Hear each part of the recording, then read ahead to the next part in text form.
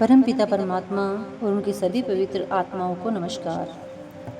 परमात्मा के दरबार में केवल भक्ति और प्यार की ही कद्र है। भक्ति और प्यार ही हमें वापस ले जाकर उस परमात्मा से मिलाएंगे। किसी के मन में यह विचार ना हो कि मैं ब्राह्मण के घर पैदा हो गया हूँ, मुझे ही परमात्मा से मिलने का गौरव प्राप्त हो सकता है, या मैं हिंदू से ईसाई बन गया हूँ, अब सिर्फ मैं ही परमात्मा से मिल सकूँगा। या कोई यह सोचे कि मैं एक नीच जाति में जन्म ले चुका हूँ, मैं शायद अब कभी परमात्मा की भक्ति नहीं कर सकूँगा। जो मनुष्य शरीर प्राप्त करके उस परमात्मा के शब्द या नाम को अपने मन में बसा लेता है, उठते बैठते शब्द की कमाई में लग जाता है, वही व्यक्ति सबसे ऊंचा है, क्योंकि वह मौत के बाद जाकर सच्चे परमात्मा के अंदर समा जाएगा। इसलिए जो परमात्मा की जाति, धर्म, देश है, वही हमारी आत्मा की जाति, धर्म, देश है। इसलिए हर एक महात्मा हमारे ख्याल को मजहबों के वहमों, भ्रमों और कर्म कांड के बंधनों के इन छोटे छोटे दारों से ऊपर ले जाने की कोशिश करते हैं और हमारे अंदर उस परमात्मा के प्यार और सच्चे नाम की कमाई का शौक पैदा करते हैं। सभी महात्मा हमें अपने अनुभव से समझाते हैं कि जिस परमात्मा की हमें तलाश है और जिस परमात्मा से मिलकर हमारी आत्मा हमेशा के लिए जन्म मरण के दुखों से बच सकती है, वह कहीं बाहर नहीं है, वह हर एक के शरीर के अंदर है। जिसे मिला है अपने अंदर ही मिला है और जिसे भी मिलेगा अपने अंदर ही मिलेगा।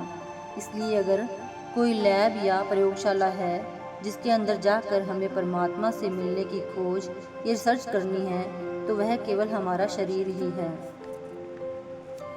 जिस परमात्मा ने सारे जग को जीवन दिया है, इस सृष्टि की रचना की है और सबका दाता है, सबकी संभाल और रखवाली करता है, वह परमात्मा इस शरीर के अंदर रहता है। वह परमात्मा खुद हमारे शरीर के अंदर बैठा हुआ है। हम उसे बाहरी आंखों के द्वारा बाहर ढूंढने की कोशिश करते हैं। वह हमें कैसे नज़र आ सकता है? हम मनमुख हैं, नासमझ हैं। जो चीज़ हमारे घर के अंदर है, हम उसे बाहर ढूंढ रहे हैं। जिस तरह तिलों में तेल है और पत्थर में आग है, उसी तरह परमात्मा भी हमारे शरीर के अंदर है। जिस प्रकार आँख के अंदर पुतली है, उसी प्रकार इस दुनिया को बनाने वाला भी हमारी देह के अंदर है।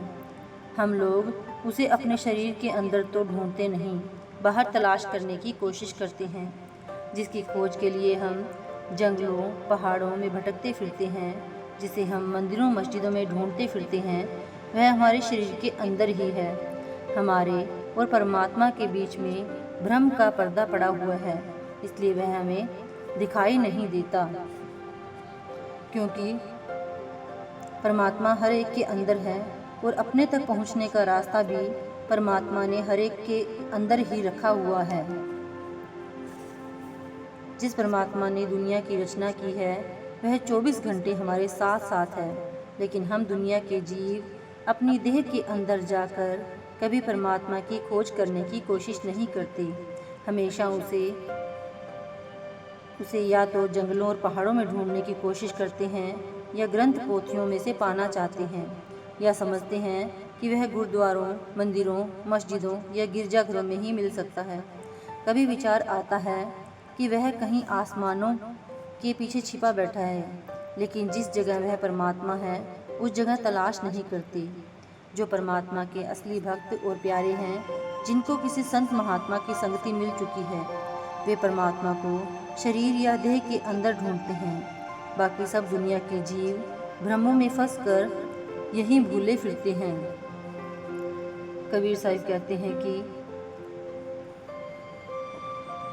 कबीर साहब ने तो बड़े जोरदार लफ्ज़ों में हमारे ख्याल को इस वहम और भ्रम से निकालने की कोशिश की है। पत्थर और ईंटें इकट्ठी करके मस्जिद या मालिक के रहने की जगह बना लेते हैं और उसके ऊपर चढ़कर मौलवी ऊंची ऊंची बांग देकर परमात्मा को पुकारता है, जैसे परमात्मा बहरा है और हमारी आवाज़ उस तक नहीं पहुंच सकती। आप समझाते हैं कि ए मुल्ला, वह खुदा बहरा नहीं है जिस खुदा के लिए तू इतने ज़ोर ज़ोर से चिल्ला रहा है। वह तो तेरे अंदर ही मौजूद है। मुसलमान उस खुदा को मस्जिद के अंदर ढूंढ रहे हैं, हिंदू मंदिरों में उस परमात्मा की तलाश कर रहे हैं, सिख और ईसाई गुरुद्वारों और गिरजों में जाकर खोज कर रहे हैं, लेकिन वह अलग पुरुष तो उनके शरीर के अंदर ही है और अंदर ही मिलेगा। वह सब की सुनता है, वह चींटी की भी सुनता है और हाथी की भी सुनता है। हमने परमात्मा के रहने के लिए जो स्थान बनाए हैं, हम उन स्थानों में जाकर दिन रात उस परमात्मा को खोजते हैं, लेकिन वह तो इस शरीर रूपी मंदिर के अंदर ही विराजमान है। अगर कोई सच्चे से सच्चा गुरुद्वारा, मंदिर, मस्जिद या गिरजा है, वह केवल हमारा अपना शरीर ही है। यह जगह परमात्मा ने अपने रहने के लिए खुद बनाई है और इसके अंदर वह खुद रहता है। Thank you.